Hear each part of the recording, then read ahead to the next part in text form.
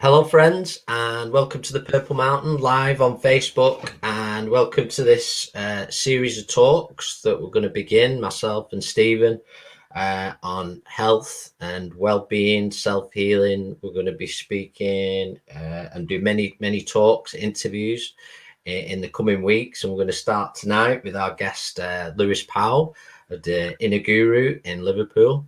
And so it's a pleasure to speak with Lewis once more. And just want to say hello to everybody that's going to join us this evening. Please feel free to ask any questions. It's an interactive talk, so it's a great opportunity if you're struggling with anything at this moment. And all we certainly hope to do this evening is share our truths, our knowledge, our thoughts, in hope that it can help, it can assist. Maybe get you out of a bit of a corner that you feel stuck in or situation, and to overcome anything. As usual, nothing is absolute. We're not preaching a gospel here. All we're doing is giving the best that we can. So you just take what you can, what's useful to you, and that you can't align with, you don't have to. There's no pressure.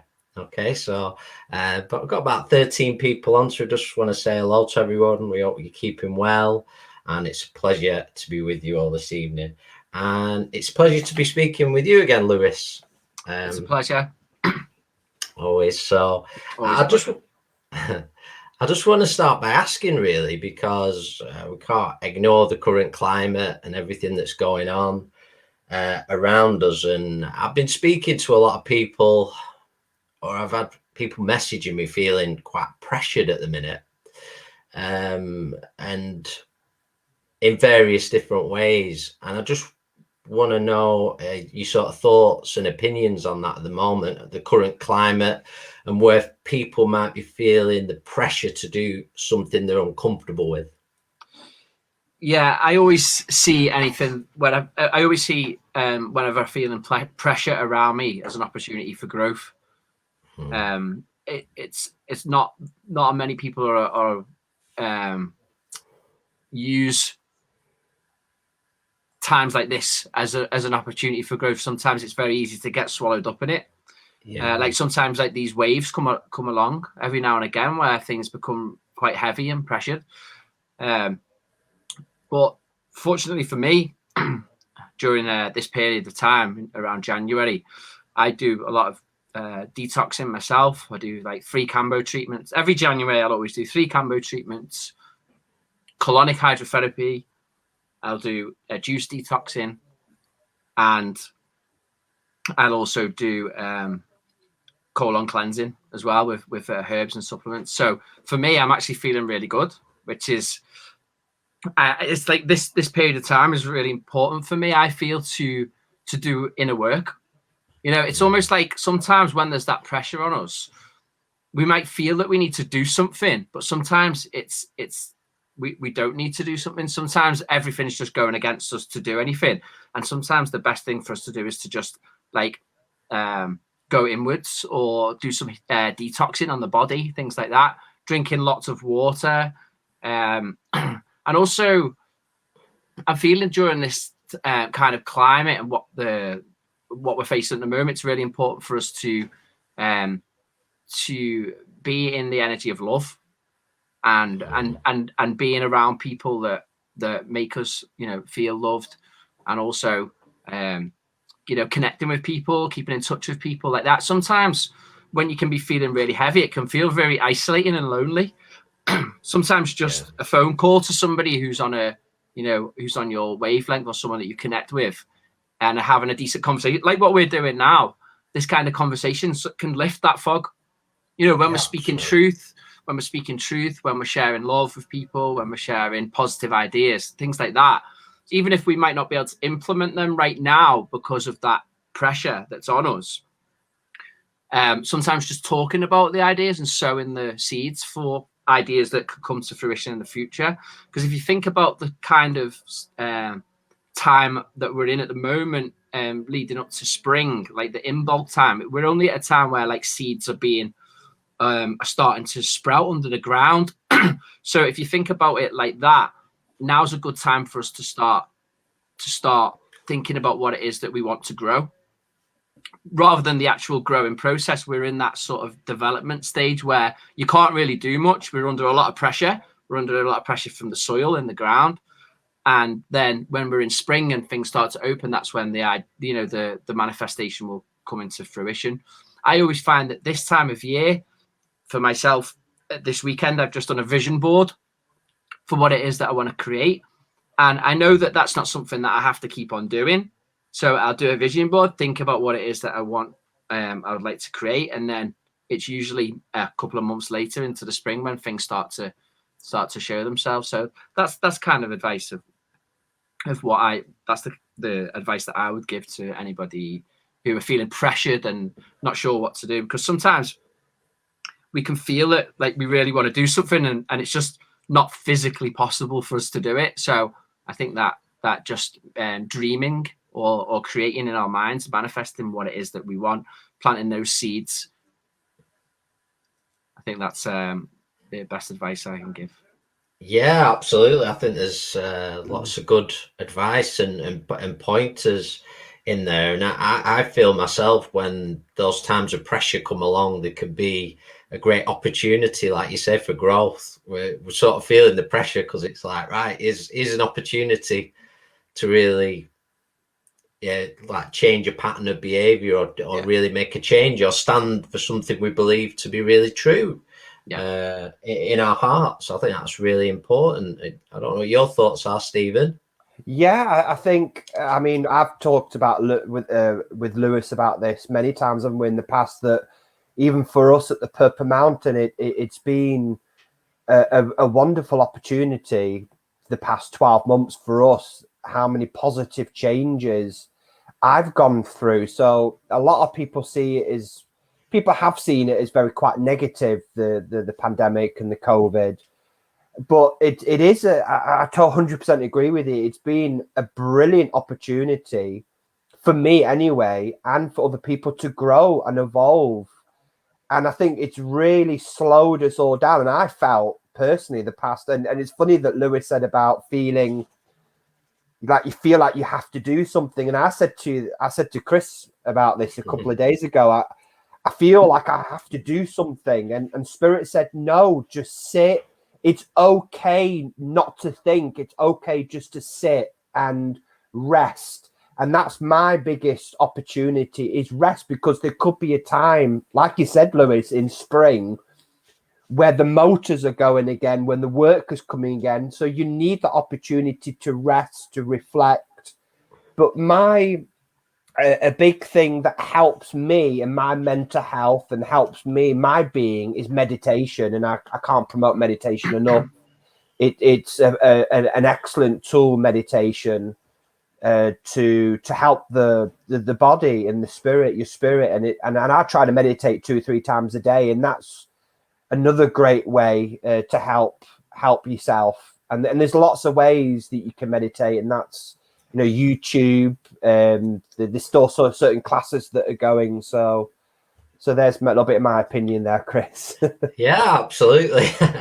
But I think there's some really good points been made so far. And once again, if anybody's got any questions, please, you're welcome to chip in.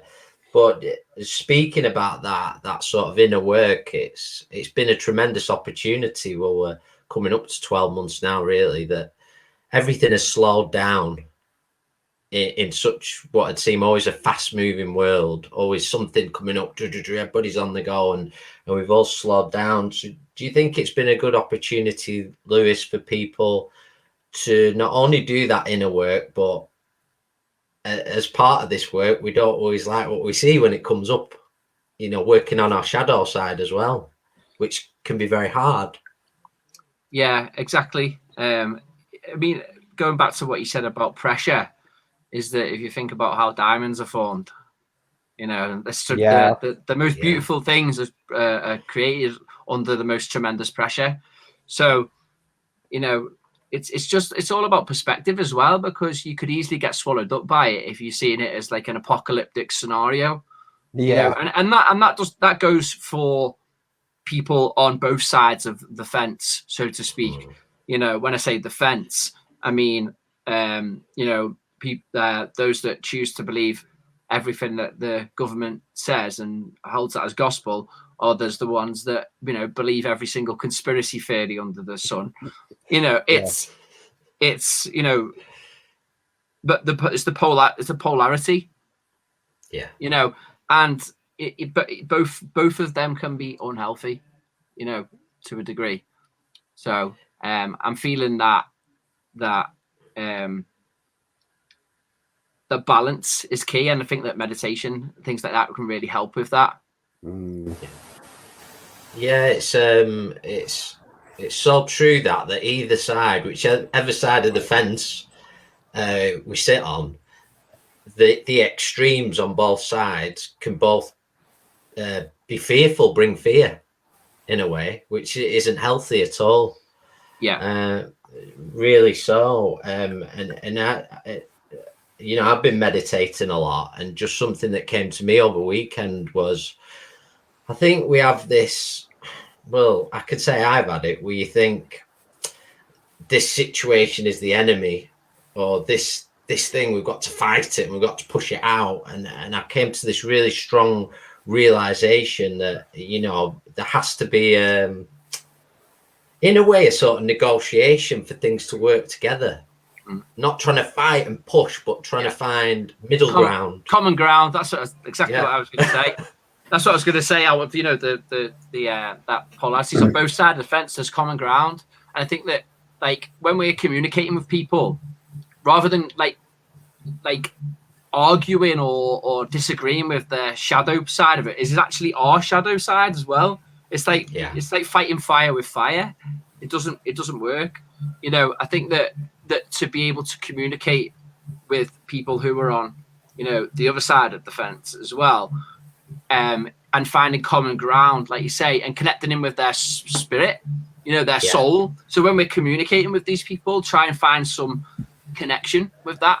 I think that's the key, really, because, you know, we are actually creating all of this on some level. You know, we are, and the more division there is, the more distortion that we're creating in our reality. So I think the key for us to get out of this lies within us.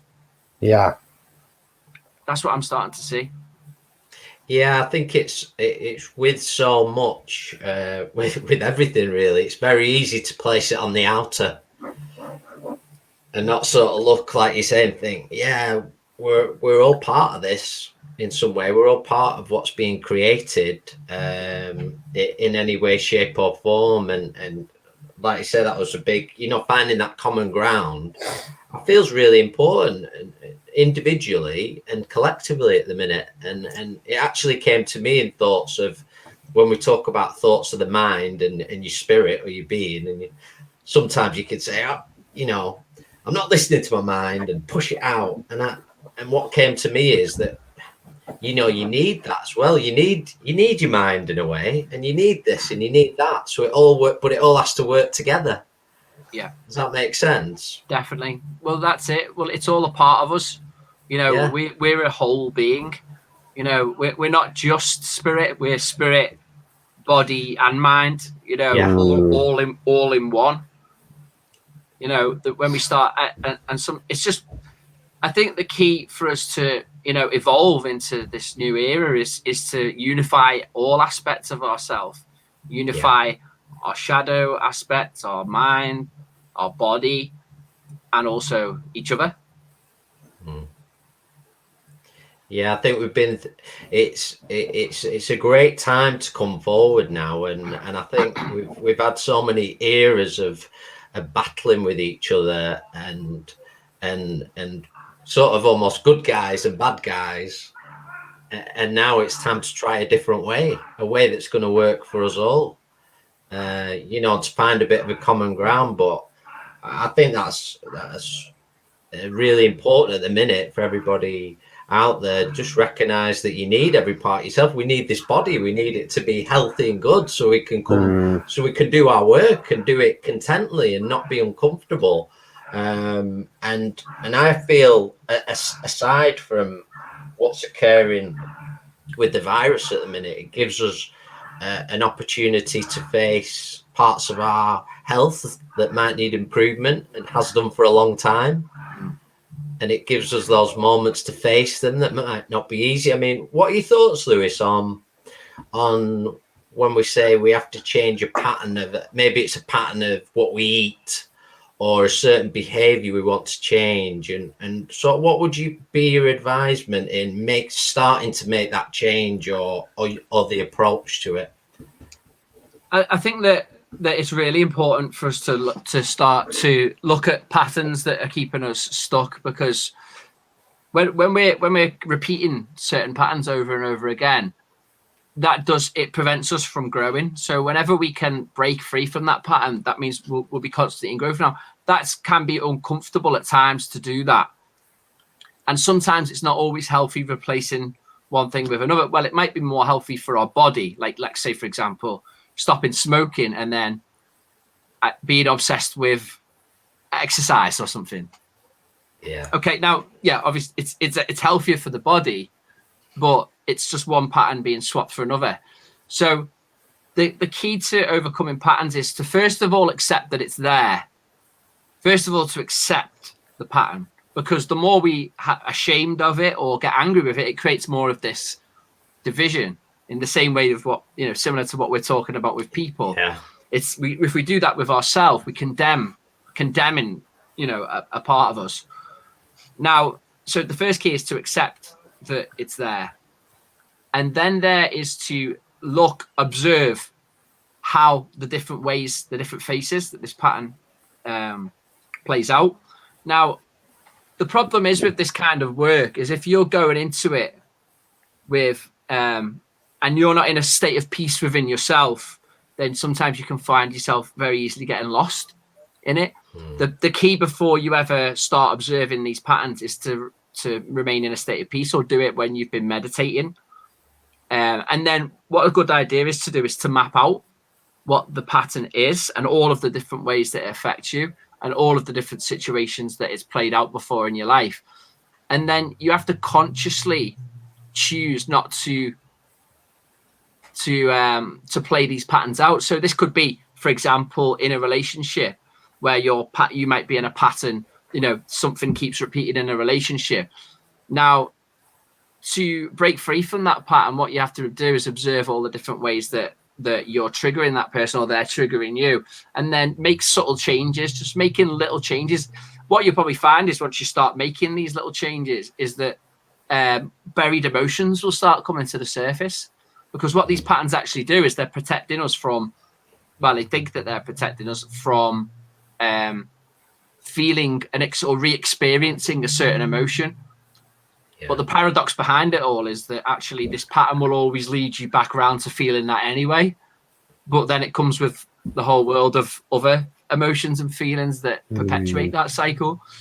So constant observation of the self, like it's something, make that your meditation. If you want to overcome an old pattern, that's what my advice would be, is just constant observation, but always from a place of peace. Yeah, absolutely. Because sometimes, Chris, and I've done this, you've observed yourself and then you end up judging yourself really harshly. And then I do that still a little bit with food. I feel guilty for eating something unhealthy. And actually, that's worse than actually eating unhealthy. So it's that energy that you're creating. Yeah, it's so true, because I was ill myself. Like from when I was very young, I felt like I had like stomach issues, and it wasn't until I was about 15 that I ended up taking medication for that. And I was on that medication for 15 years, a little bit longer, and it took me a while. So I was even still doing Cambo and other medicines. I was still take natural medicines. I was still taking this pharmaceutical medicine for my stomach, and I had like bowel issues and lots of different problems anyway in my gut. And I realized that I was trying every single diet under the sun to try and fix that. With all the knowledge that I was learning, I was like, okay, I need to start eating healthy, okay, which is good. And then I started looking into supplements and herbs, and it got to the point where I was taking, my cupboard was full.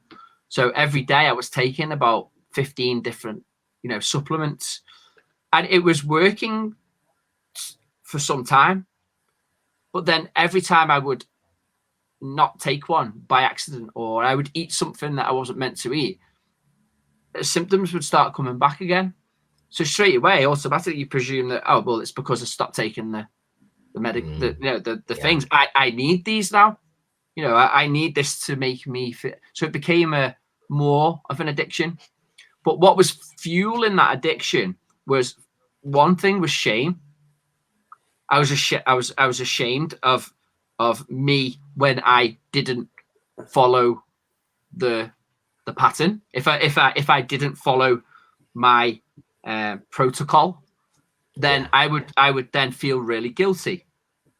And it was actually the guilt that was causing the dis-ease in my body. I was so guilty all the time. I got to the point where I realized that I've always felt my entire life like I'm doing something wrong. And that's what it was that was causing my disease in my stomach. It was nothing to do with the food or that was adding to it, of course, but it wasn't the roots of it. So then when I realized that, I threw away all of my supplements, and I decided from that day onwards that I was going to eat and I was going to do whatever I wanted to do. So I was gluten intolerant. I was lactose intolerant, which actually now I still do feel I have some. My body doesn't agree with, by the way. So I'm not saying that, please don't take this as eat what you want kind of thing, and you'll be okay. It was more of if I do eat something that's not perfect, then I'm not going to feel bad about it.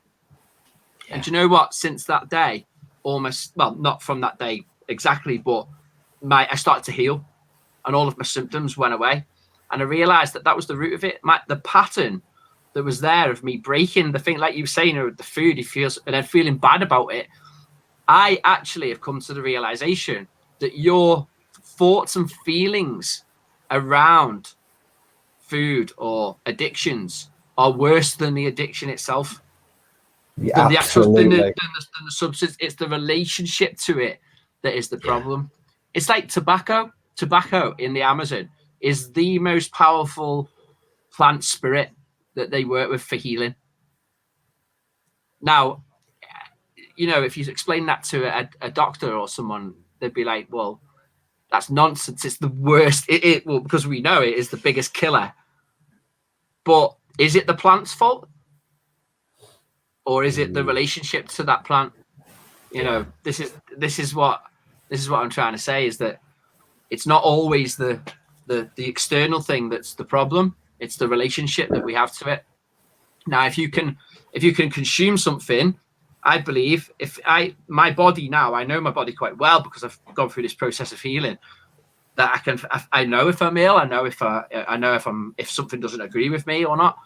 I feel that my body now can process quite a lot of things, so if I wanted to eat a cake, or if I wanted to, whatever, I know that my body will process that quite well, because my mind believes that it will, and my body is like, okay, I'll deal with this.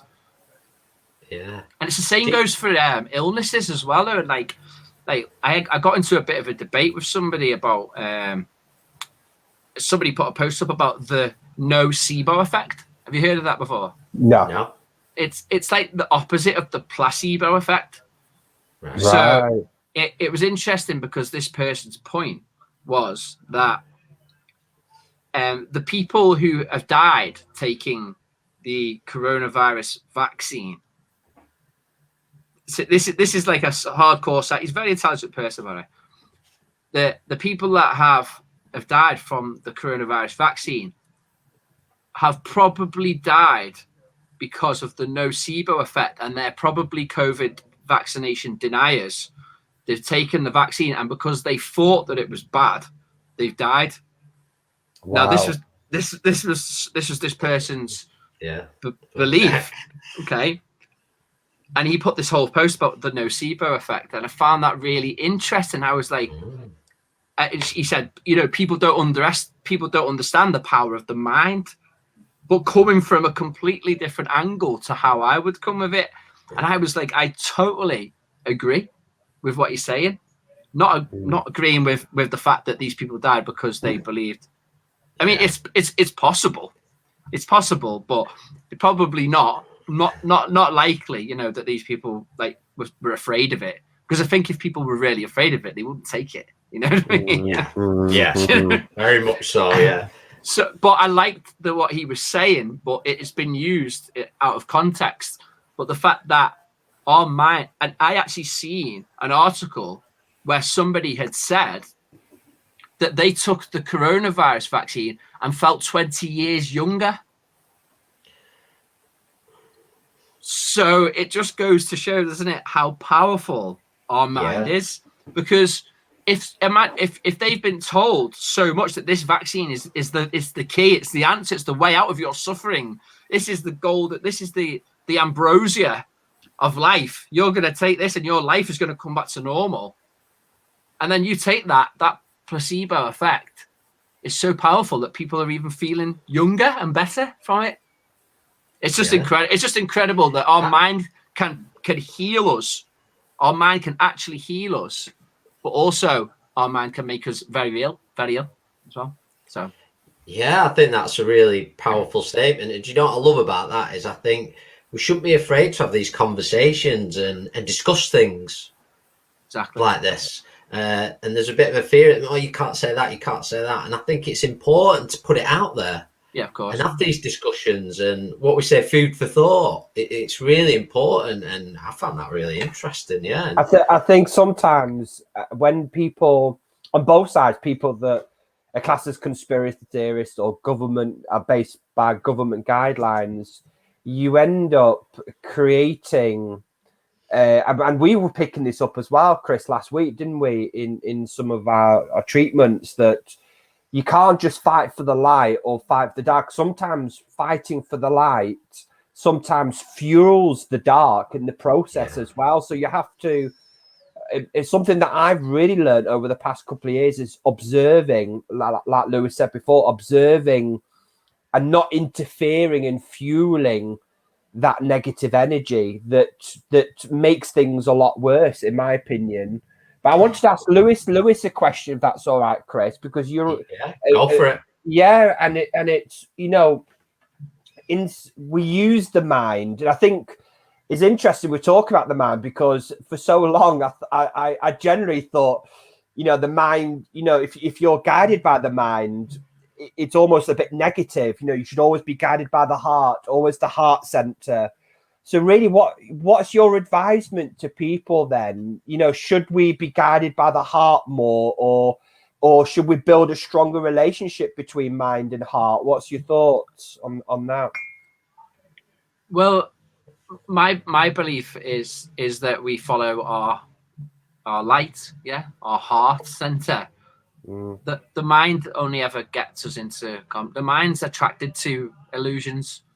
It likes to hold on to things. It likes to be attached. So it kind of goes against what we need. Now, I put my personal advice, my personal opinion on this is that we don't really need to use our minds too much.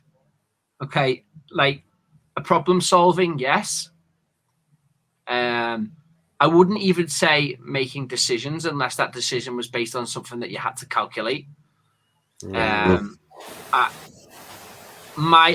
would, like, whenever I make decisions, I always go with the heart. I'll always go with what feels right. Now, that's not just like there's a tricky thing when we say with the heart, because some people mean like it could be like to do with falling in love with someone or something, but you know, and you could be like, yeah, you know, I'm gonna, like, you know, propose to this person even if they don't love me, and you know, something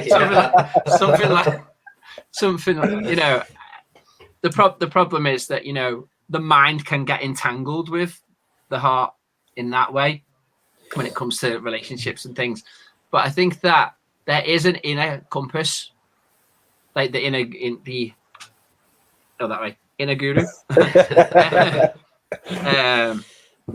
Like there is an inner knowing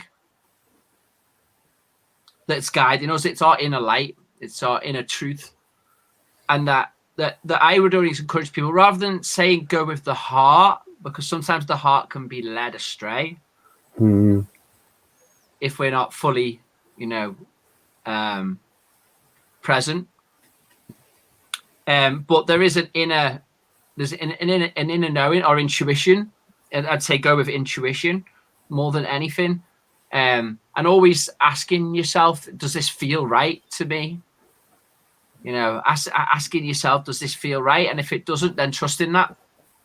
That's such good advice, that, Lewis. Yeah. Really good. Yeah. Yeah. Because we do know what's right and wrong. There is an inner knowing. We do have a spiritual team out there that are nudging us, and like, if there's a decision we have to make, we know, we all know whether it deep down if it's the right thing to do. Yeah. But sometimes we have to sit with it. Sometimes if there's a decision we have to make, we should always sit with it, not make any rash decisions. Sit with it over time. We can use our mind to calculate, risk and things like that. But I think that always I would have the last say from my intuition. I would never go against my intuition, ever. And I think it's very hard when you've awakened, when you're in that truth.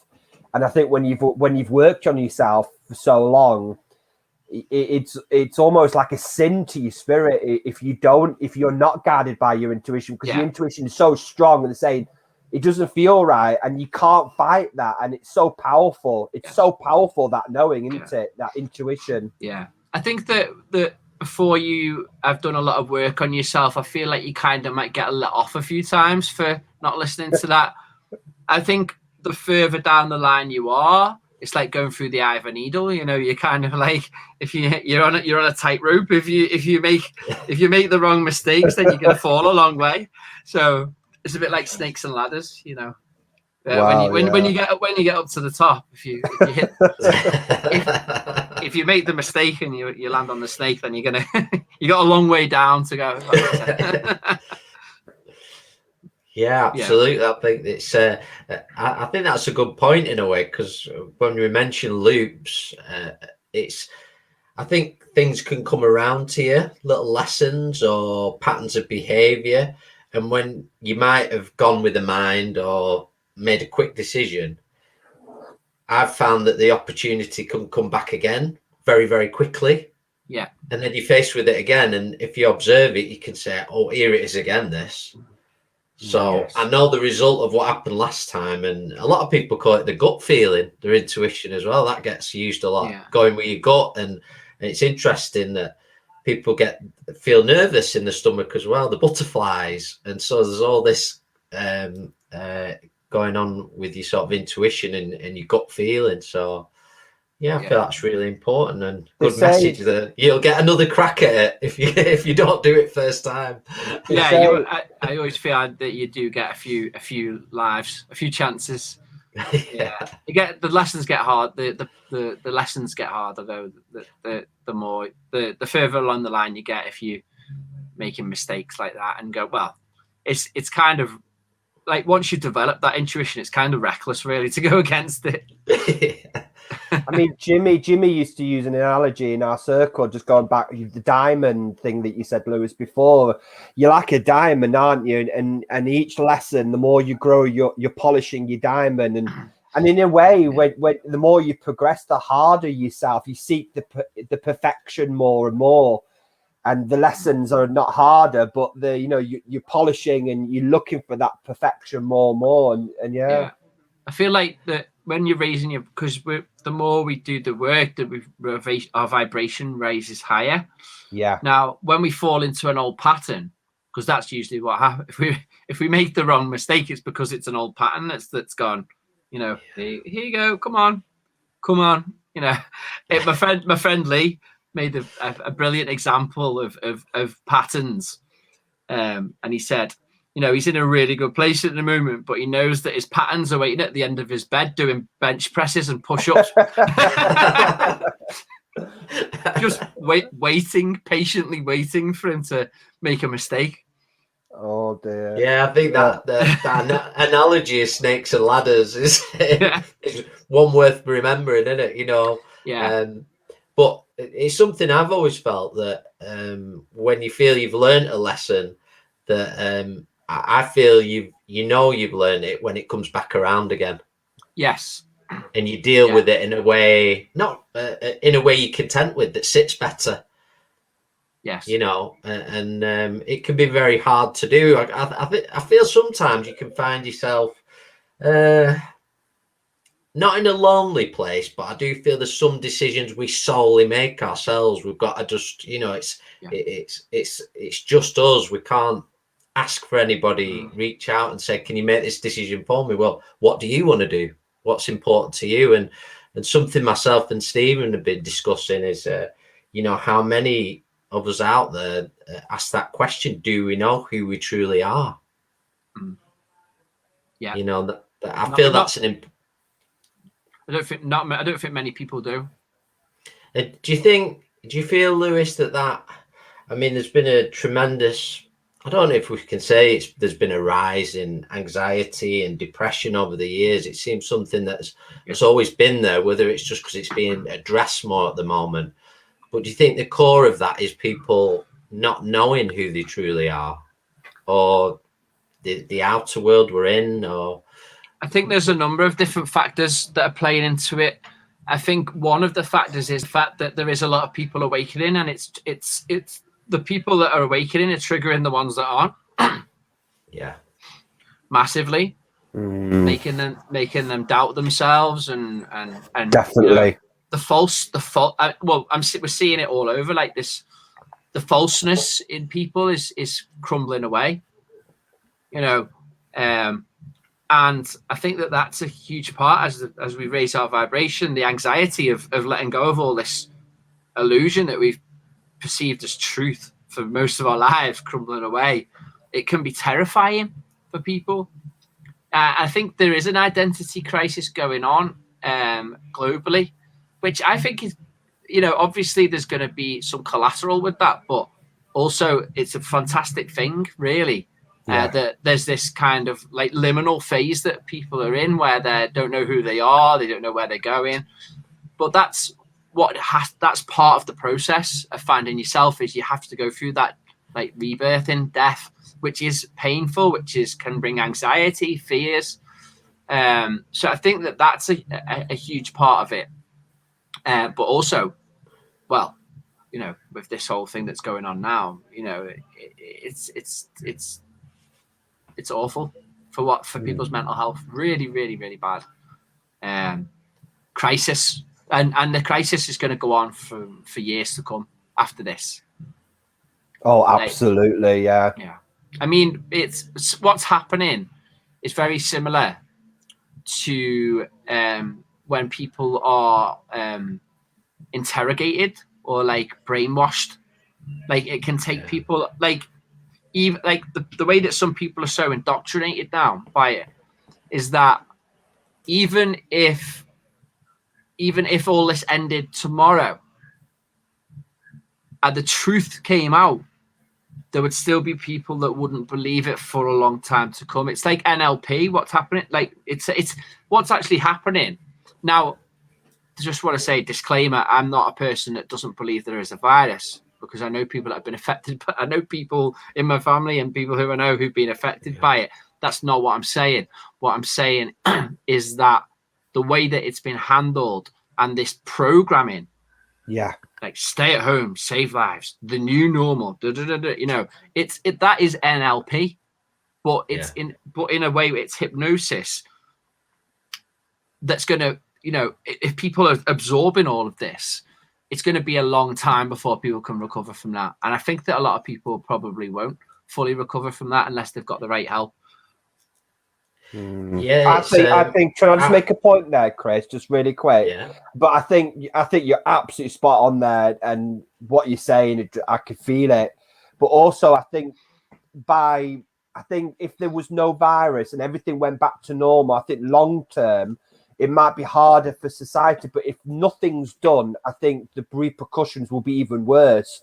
So it's almost like humanity's come to this crossroads, and in a way, people are going to understand. I don't mean this in a cruel way. People are going to die. Yeah. People die every day, and it's almost, in order for humanity to lift the consciousness, we have to shed all this crap. And if we do nothing, and if we are passive and submissive, then things will get worse, I feel. Yeah. So in a way, there has to be that happy medium, doesn't it? Yeah. I think that the key, though, is to just stay in our light, because if you want to believe in, you know, that there's an agenda to, I mean, I'm not talking about my beliefs, I'm just talking about like how things are. If you believe that, you know, there is going to be an apocalyptic scenario where we are, you know, in a communist state, which, you know, there is like clear evidence online right in front of our face that this is an agenda, by the way. So I just want to put out there, and this is not a conspiracy theory. This is just Google World Economic Forum and have a look at what their agenda is, and then you'll be able to see it. So like this. So this is not even. I'm not even talking about any other kind of conspiracy. This is just fact. You know, this agenda is there. If you align with that, and then you become afraid of that happening, then you are contributing towards that. Now, what the best advice I would say is to just remain in your light as much as you can, because what the agenda more than likely is to separate us from our light, you know, separate us from our truth, and then always stay true to ourselves, always stay true to our intuition. And that way, none of this can affect us, because the illusion, all of this illusion has a sell-by date. It has a shelf life. That's why they have to keep perpetuating these same messages over and over again, to drill it and drill it and drill it and tear deeper and deeper and deeper. Because over time, what will happen is that people, when they've stopped, let's say if they stopped all of the news, none of this would exist. Yeah. If they stopped all the news and all, people would just be back in their, you know, true selves again, flying, probably more than ever, because of the because they've done so much work and growth on themselves. The minute this illusion stops being pumped out, they'll just be like flying. It'd be like it's been like a year-long ayahuasca ceremony or something. You know, like imagine what it would be like. Imagine there was no news and everything just ended. Now there'd be parties on the streets. You know, there'll be celebrations, festivals. Everyone would be having the best times ever. And then people would start going, hang on a minute, you know, let's connect the dots here. You know, look, this wasn't right. This wasn't right. This wasn't right. But they know that will happen. So it has to be perpetuated, this, you know, fear, blitzkrieg, you know, because that's what it is. It has to happen like that. There's no time for any kind of like, while that bombardment is happening, there's no time for any, clear thinking about what's going on. So that's why a lot of people are affected by it so much, because it's like, wow, you know, every day you look at the newspaper, it's this new variant, this people dying. It's just relentless attack. It's just everywhere you go, you're like, coronavirus, I mean, if all that stopped after a little bit of time, that, you know, the energy would clear up and then people would start connecting dots, but that's not happening. So the best advice I can give to anybody is to remain in your intuition. Don't go trying to fight it.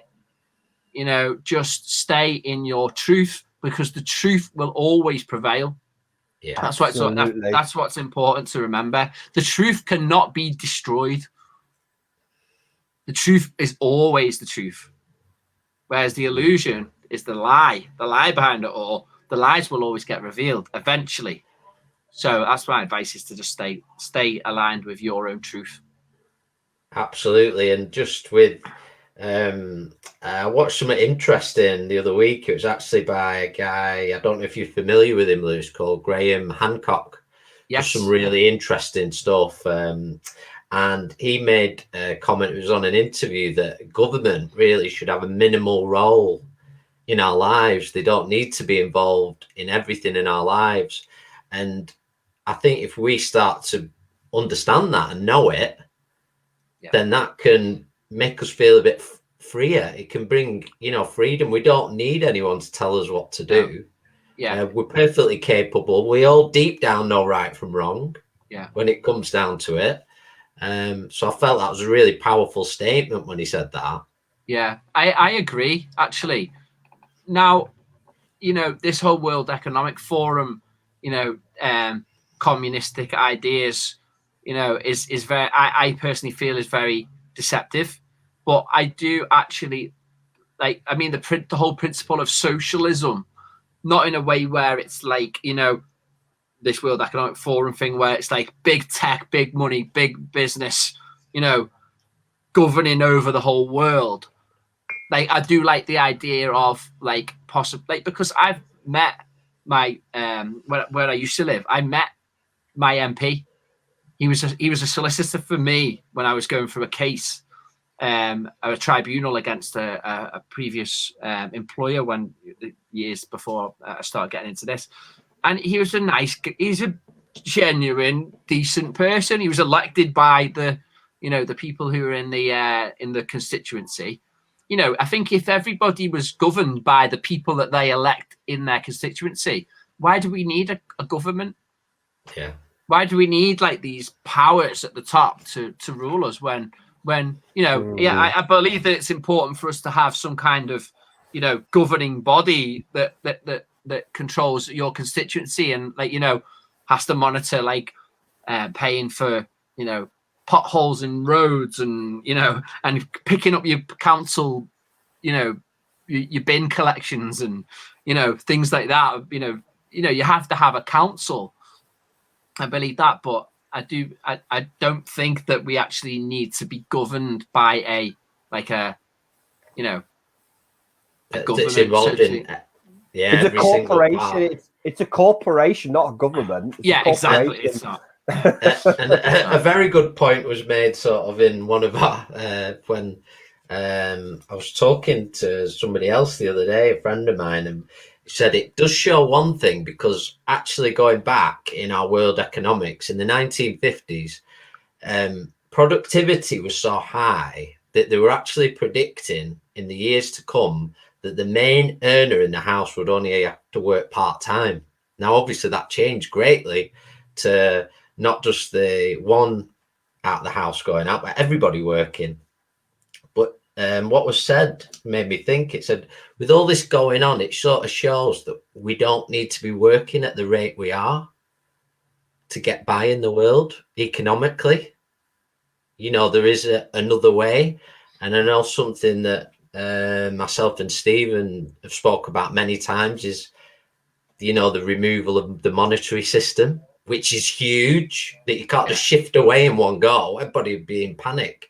Has to be done slowly, but I think it proves that people can be supported without having to be doing some of these jobs and really working themselves into the ground. I don't know what your thoughts are on that one. Well, it's hard for me to comment really, because I'm not kind of in that world where I'm working for somebody else. So I honestly don't feel that I could do that. I agree with what you're saying, that we don't need to work as many hours. It's hard for me to comment on that, like I say, because it, for me, that doesn't apply to me. But in regards to the monetary system, I think there is also a plan. If you look into this Great Reset thing, that this agenda, that's what is coming. Now, I don't really see that agenda as a positive thing, because it's kind of taken away, our, freedom really, when it's put in charge of someone else. But what I am really liking at the moment, which I'm seeing underneath all this, is this cryptocurrency kind of self-sustaining currencies that are coming out from the big tech that government's really not liking. Because imagine having a currency that can't, be subjected to inflation. Imagine a currency that just is what it is. It's like gold. There is only so much. Cryptocurrency is like gold. There's only so much of it, and it can be distributed around. I think it's a great thing. But I know that there's also plans at the moment for cryptocurrencies to be brought in that are government controlled. which I don't like the idea of. But what I really, what's been coming through a lot, what I've been witnessing, and you've probably seen on the news about these retail traders who have been putting, have you heard of hedge funders before? People who, like real big, manipulators of the stock markets who are like kind of gambling and betting on certain businesses to fail. Now, there's like a games retail store in America that was being bet on by these hedge funders to fail. Now, there's a forum online called Reddit, and all of these small-time retail investors had decided to buy all of the stocks to stop it from failing. And it's actually cost the hedge funders £70 billion. And now these people, lots more people are joining this forum. So it just goes to show that when people come together, yes, that money that's being used to, and it's highlighted though how corrupt and how messed up the Wall Street and the actual trading, Wall Street trade, how corrupt that actually is, and how markets are actually manipulated by these people who've got so much money, and they can just gamble and bet on something to fail and make money off it. I mean, how fucked up that is that people can make money on betting that a business is going to fail. It's like it's big business. It's something I watched a long time ago. Was on of all people, Donald Trump, and it was about his investments. And a lot of times he wasn't using his own money. It was like a game. He just knew how to. He was playing the game and shifting a lot. And a failure wasn't a failure. Come out smelling the roses, no matter which way it went. Yeah. So it's like that. And I think going back to the beginning about sort of the monetary system, and that just shows there's two sides to everything, isn't there? Yeah. But it goes to show shifted. Yeah, and it goes. Yeah, like I say, it goes to show as well now that there's cracks in that system that have been, working for the 1% for a long time. Now, these normal people like me and you who are on these forums are getting all of these tips on, buy these shares now, and it'll cost these hedge funders billions of pounds. But it's interesting because there's so much wow, how we need to stop this from happening. You can see that there's panic on the Wall Street trader side. We need to stop this from happening. All of our hedge funds are going to go bankrupt. But then at the same time, it's like, well, tough. At the end of the day, you're getting beat at your own game, which is great. Which I think is that the more people are sort of aware of these little cracks in the way that the system runs, I think that could be a key part in the change. Is if that redistribution of wealth happens from traders, beating the system at its own, beating the system at its own game. I think it's great. When I seen that last week, I was really pleased that was happening. Well, it's quite inspiring at the minute, though, because there is a lot of people in all areas that are really standing up and doing some good work. And it just shows that these times when we might feel our sort of backs are against the wall and things, people come out. They're coming out and being brave with the choices and what they're doing. It's good to see. There's a lot of examples. There is. Yeah, absolutely. Yeah. They're not so untouchable. It's shown. This last week's shown that these big billionaires that have been basically gambling on people's livelihoods, they're not untouchable. No, which is it's good for me. I mean, nice I think bringing it all back round through the conversation. I think, like when we were talking about politicians, bankers, they are only in power because the population have become submissive and passive. We know that this is happening. So really, through sharing this truth, we're trying to awaken people that it's the people. We have the power. Yeah, we have the power to say, no, we're not putting up with that anymore. So, you know, we stop being submissive, stop being passive, wake up and speak your truth. And you don't have to do that aggressively. I'm not talking about a revolution here, but it is almost like a revolution of truth, isn't it? Yeah. I think there's a difference, isn't there, between it's like the intention that it all starts with everything. And if your intention is to sort of attack, you know, it's going to go one way. But if your intention is to make a real change and to level something up, you know, that's good. That's a positive thing. Yeah, I feel absolutely. It's we've gone into a totally different area now, but it's all good stuff. Positive action. Yeah, and it's all part of the world we live in as well. And I think that's really important at the moment, even in our spiritual centre in Fleetwood. When this all began, we said, you know, we can't pretend that things aren't happening in the world out there. It's all part of it. This is all part of, you know, not only spirituality, but the world we live in and the world where we've chose to come back to at this moment as well. You want to heal the world, heal yourself. It starts with self, you know. Michael Jackson, Man in the Mirror. Yeah, that's definitely the song of the moment. Anybody, it is worth listening to that, listening to the words, and something's just coming back to the sort of well, it's all well-being to me, really. It's all part of the same conversation. You know, we're in Fleetwood and here on the front on the beach, and it's lovely. I think people are appreciating the surroundings more. You see people walking along and enjoying nature and really taking it in and taking the families up there, and that I think that's been a very positive side. I think people are being drawn away from the televisions and getting outside, you know, which I mean, what sort of things sort of we've talked on the health side around you, Lewis. Do you do to sort of that you find sort of nourishing, should we say, it's sort of information or what you do in your sort of spare time and things like that? Well, I've just bought a push bike. Oh.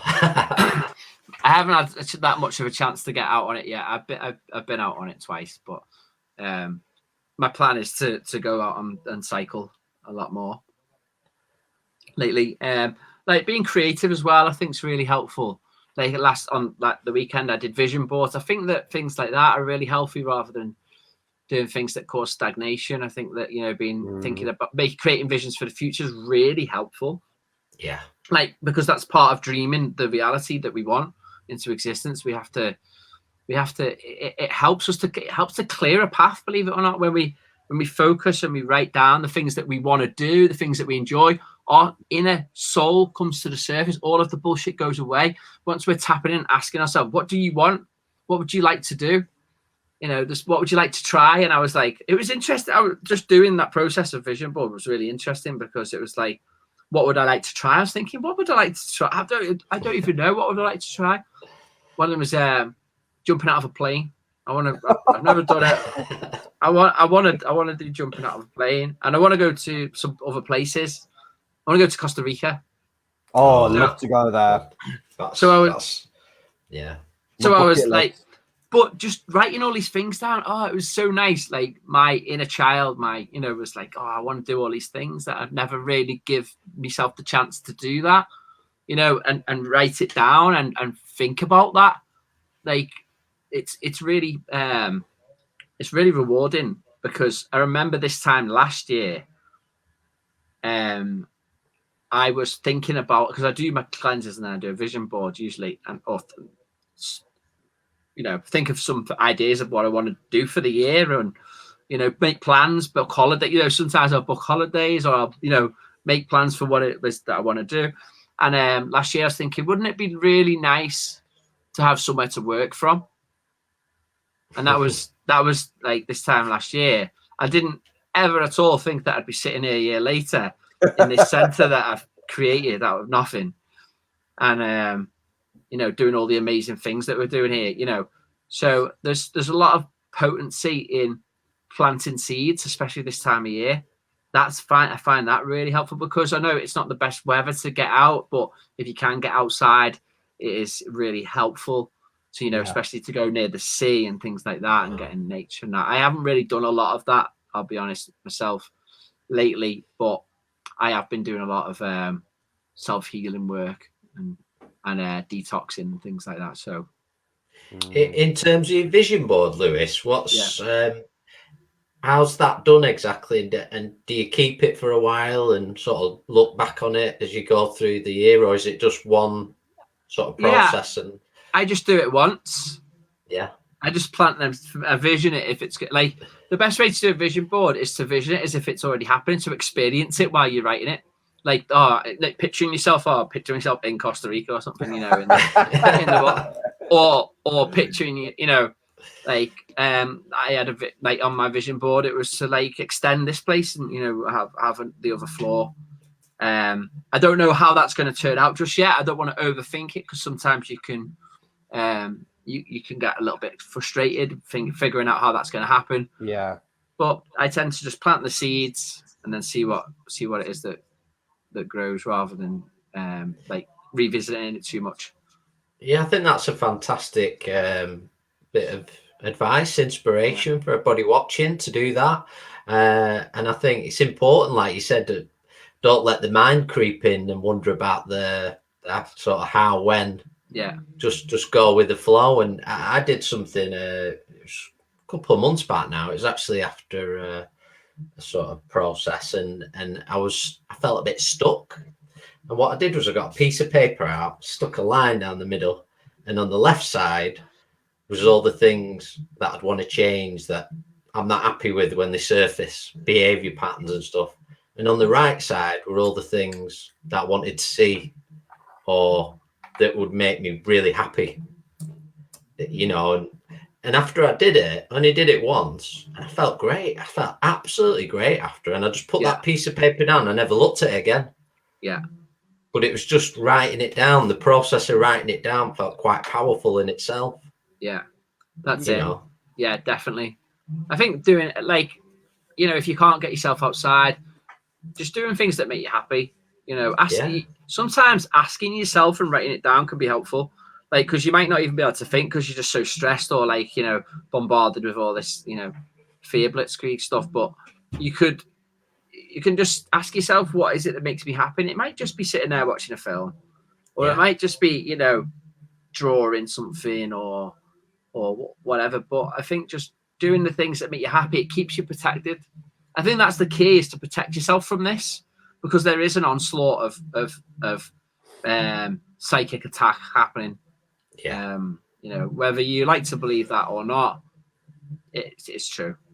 I think if there was what my opinion on this is, if the government or the people that are behind this, bombardment truly cared about our health, they would be encouraging us to meditate. They'd be encouraging us to eat healthy food. Absolutely. They'd be encouraging us to look after ourselves. Take yourself a nice, relaxing bath, salt bath. While you're not working. Positive things. You can use this as like the government would be telling you, use this as an opportunity to develop deeper connections with your children, or they'd be saying all this positive stuff to us, but they're not. They're attacking us with fear. It's literally abuse. What's happening? It is abuse. It's, you are the cause of this. You are wrong. Do not leave your house. Do not be happy. Do not make sure that you're stressed as much as possible.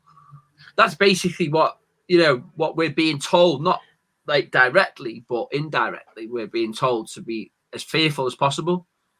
Yeah, basically making us feel guilty, or trying to make us feel guilty for doing day-to-day things where we're not actually hurting or harming anyone. And I feel we all know when we're putting anybody at harm, truly. Yeah. I think, Chris, sorry. No, go for it, Stephen. I think I think you're absolutely spot on there now, 100%. And that's been something that we've been trying to teach with a lot of our early videos, is the promotion on health and wellbeing, nutrition, nourish, meditate, eat healthy and stuff like that. And it's very frustrating that government don't pursue that. But, you know, I think a lot of it is about reconnecting, isn't it? Reconnecting back to your true self and back to nature. That's our big quest, isn't it? Reconnecting, reconnection. And back to what you said at the beginning about the pressure. There is always going to be winds of change, winds of pressure that come along, and sometimes we just have to adapt to that. My best advice is to like just try and flow with it as much as possible and recognize that life is never going to be. We're in a world like where all of this, like, I see it as like wind of like, you know, energy that comes over us. Sometimes it might be clear. And what's interesting is actually find that when I'm in a good place, when I'm feeling quite clear, is that the people around me are always also feeling more clear. And that sometimes there is this heaviness that comes over, and not to try and, you know, not to dwell on it and think that you know, or get attached to it too much, because it will always pass. There will always be a clearer day. Yeah, absolutely. And everything's been lifted. I see it as a positive. You know, if there are powers that be, and I'm not going into conspiracy theories in personally, you know, it's the shadow is getting aggravated, and that's what they're trying to push all what's happening. So I'm seeing it as a positive. I'm going to shine my light more and more just to, sorry, excuse my language, piss them off even more.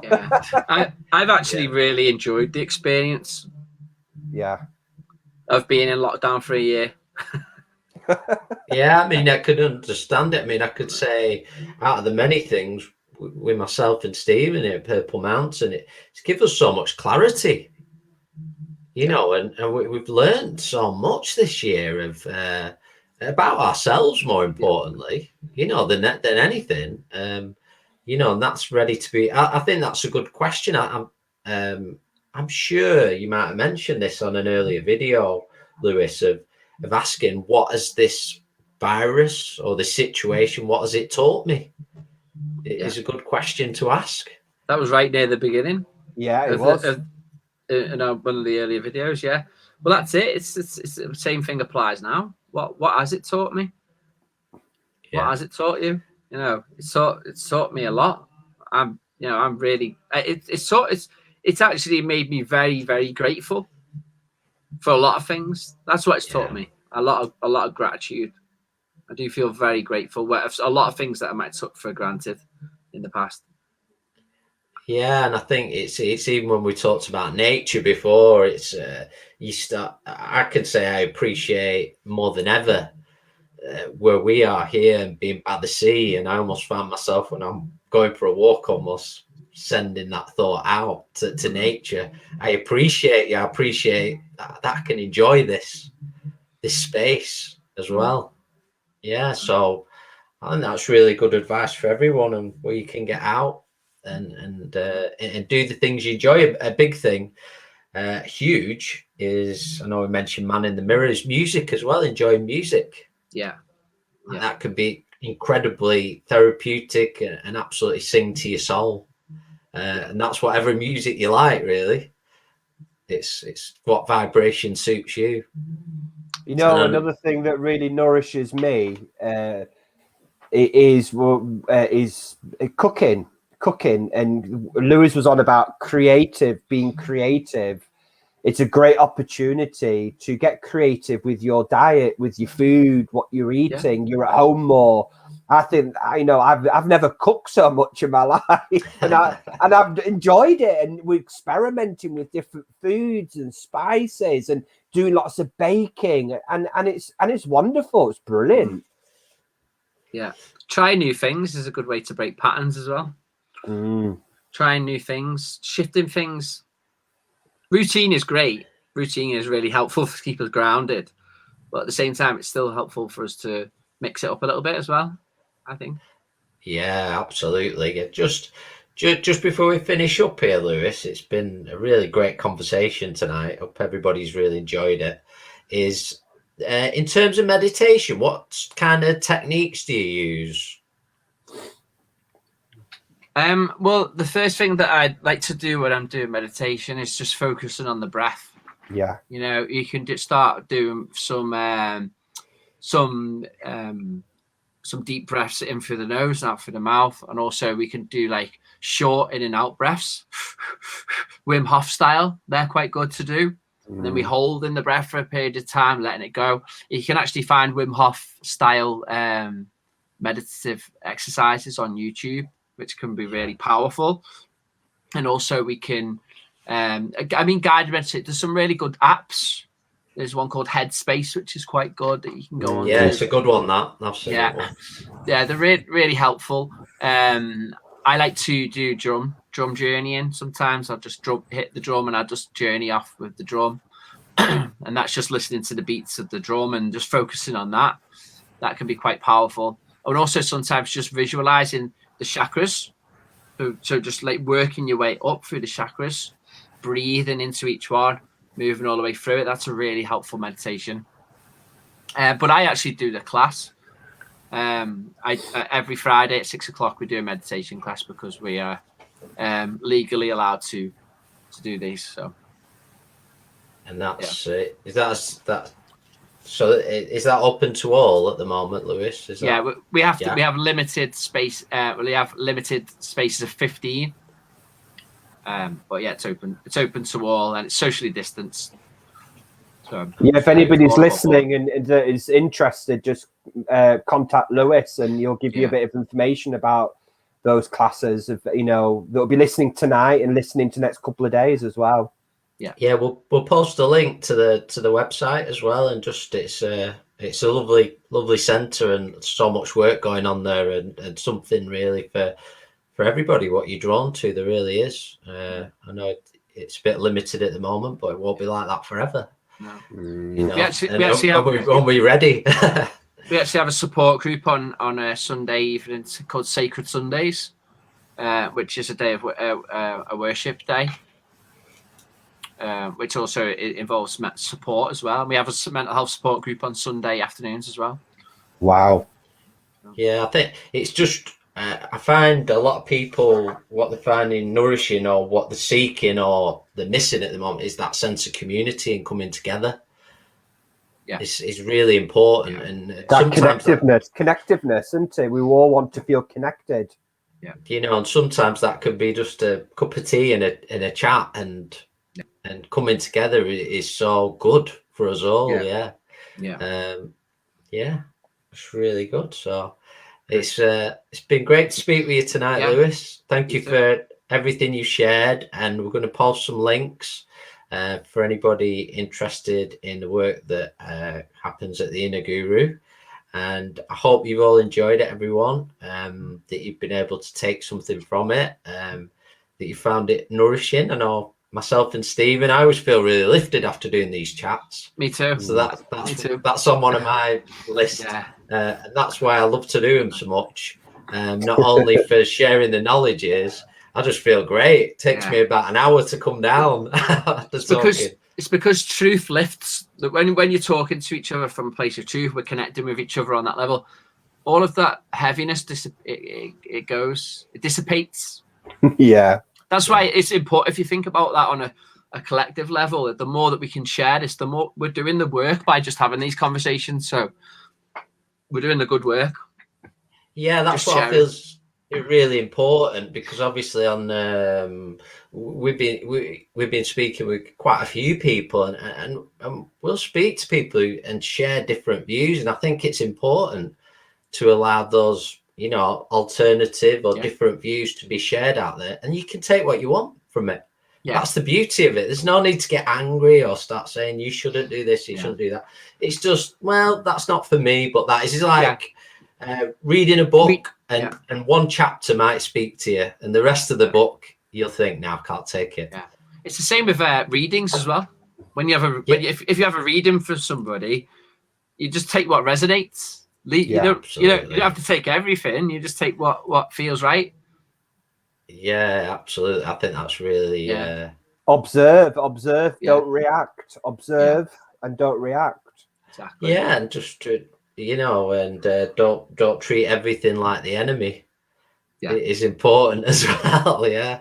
Yeah. I mean, Stay positive. my big thing that I'm picking up is kindness. I keep getting that word in my meditation.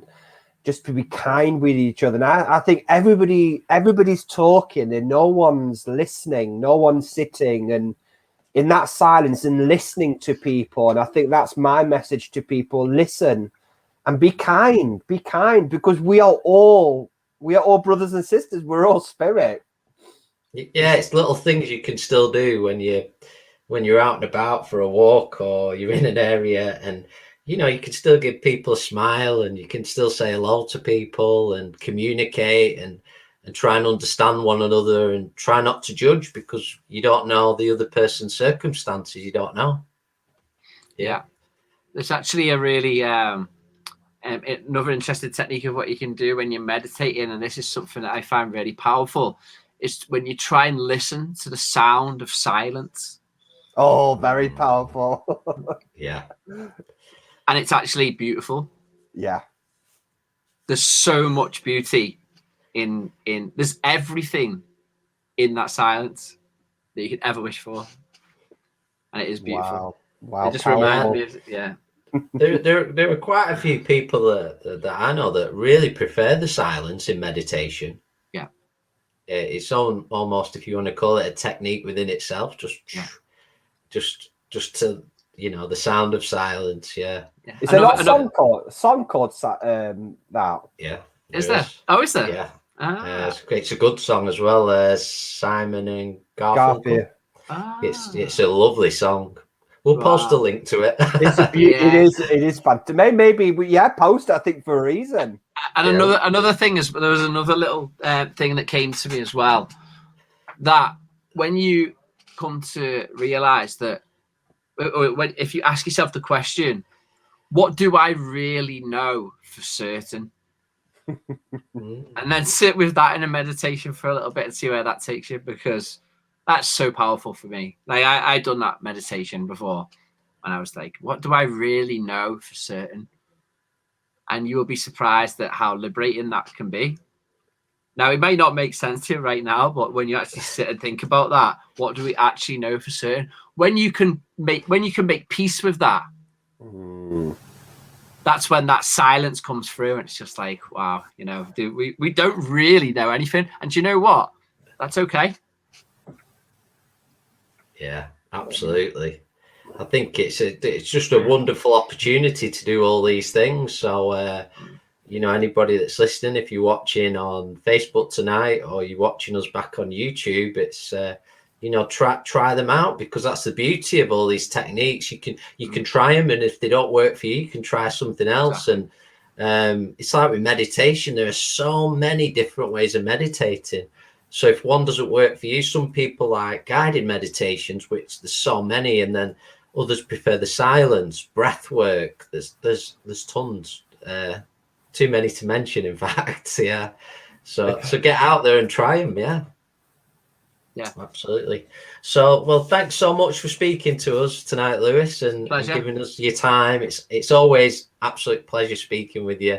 And I know a lot of people are going to gain, and feel good, and hopefully everybody that's watching, you can all feel the cloud lifting a little bit, and you feel a bit lighter for joining us. That's what it's all about, coming together and creating this space.